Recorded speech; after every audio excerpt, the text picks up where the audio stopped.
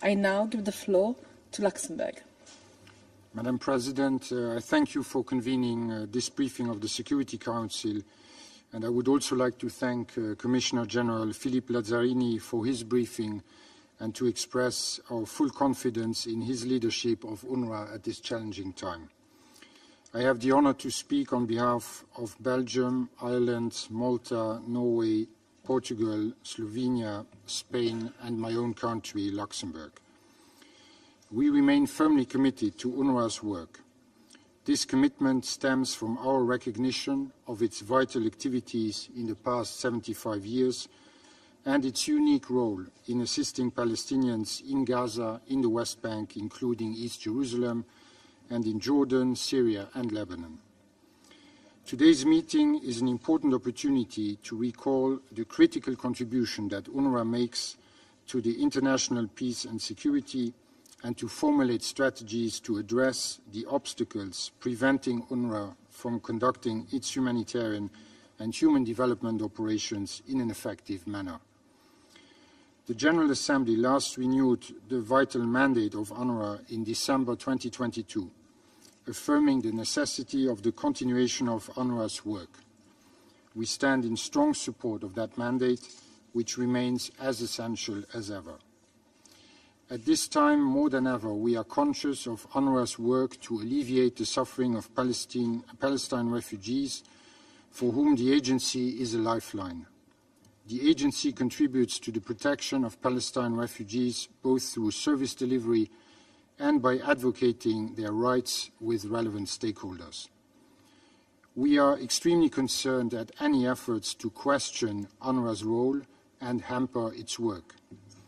UNRWA remains the backbone of the humanitarian response in Gaza.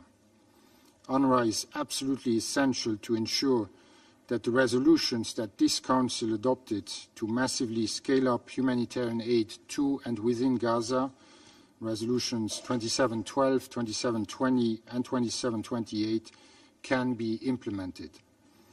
Furthermore, UNRWA is a pillar of regional stability and a beacon of hope for millions of Palestinian children, women and men. It must be maintained and deserves our continued collective support until there is a political solution. We once again acknowledge that many of UNRWA's staff have paid the ultimate price while carrying out its life-saving work. We pay tribute to all the lives that have been lost, and we offer our sincere condolences to their families. Humanitarian workers, including UNRWA staff and those who supply them with aid, are providing life-saving assistance under intolerable conditions.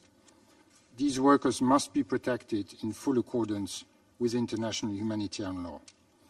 UNRWA, as well as the other humanitarian actors, needs full, rapid, safe and unhindered humanitarian access at scale into and throughout Gaza and the West Bank. It is essential that Israeli restrictions and arbitrary impediments impacting the work of UNRWA and other humanitarian groups are immediately lifted to ensure the desperately needed flow of aid.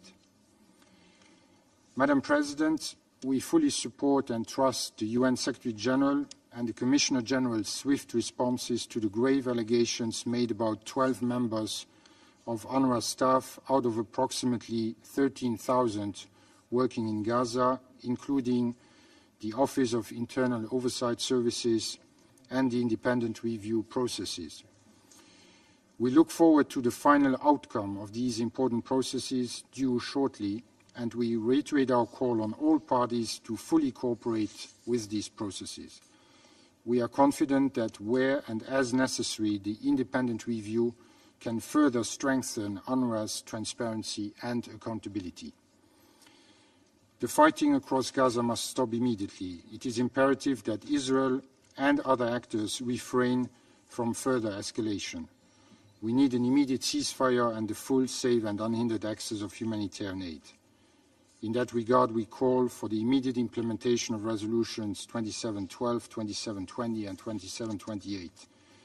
We also call for the immediate implementation of the provisional measures ordered by the International Court of Justice on 26 January and 28 March.